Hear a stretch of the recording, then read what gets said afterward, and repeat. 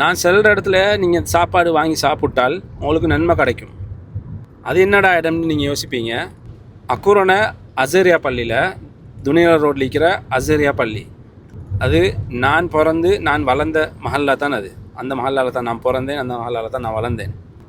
இந்த அசேரியா பள்ளியோட டெவலப்மெண்ட் ஒர்க்ஸுக்காக வேண்டி, அபிவிருத்திக்காக வேண்டி பள்ளி நிர்வாகத்தால் ஒரு கிடுகு சாப்பாடு முறை வந்து அரேஞ்ச் பண்ணிக்கிறாங்க.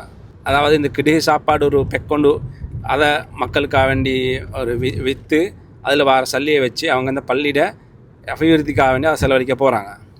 அப்போ இது ஒரு நல்ல ஒரு விஷயம் உண்டு. கட்டாயம் நீங்கள் எல்லோரும் இதில் பங்கு பற்றி கொள்ளணும். எல்லாருக்கும் வாங்கி இயலுமான ஆக்கள் வாங்கி இவங்களுக்கு ஒரு கட்டாயம் ஒரு சப்போர்ட் ஒன்று கொடுங்க. இந்த பள்ளி அக்கூர்நேயில் ஒரு பழைய ஒரு பள்ளி உண்டு. மிச்சம் ஆக்கள் ஆரம்பத்திலே இந்த இதுக்கு தொலை வருவாங்க, எல்லாம் செய்வாங்க. இப்போ ஜும்மா பள்ளி ஆகிறது.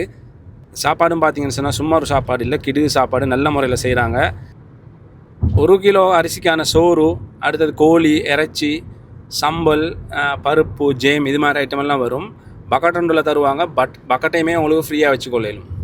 இதில் முழு சகான் விலை பார்த்தீங்கன்னு சொன்னால் 6000 ரூபா, அரசான் விலை பார்த்தீங்கன்னு சொன்னால் 3500 ரூபா.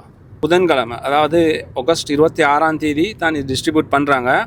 அக்குரண அரஃபா ஹால்லையும் அதே மாதிரி அசேரியா பள்ளியிலையுமே டிஸ்ட்ரிபியூஷன் நடக்கும். அவங்களுக்கு அங்கே போய் எடுத்துக்கொள்ளும். ஆர்டர்ஸ் வந்து லாஸ்ட் டேட் வந்து 25ஆம் தேதி, அதாவது இன்றைக்கு உங்களுக்கு கால் பண்ணி புக் பண்ணிக்கொள்ளும்.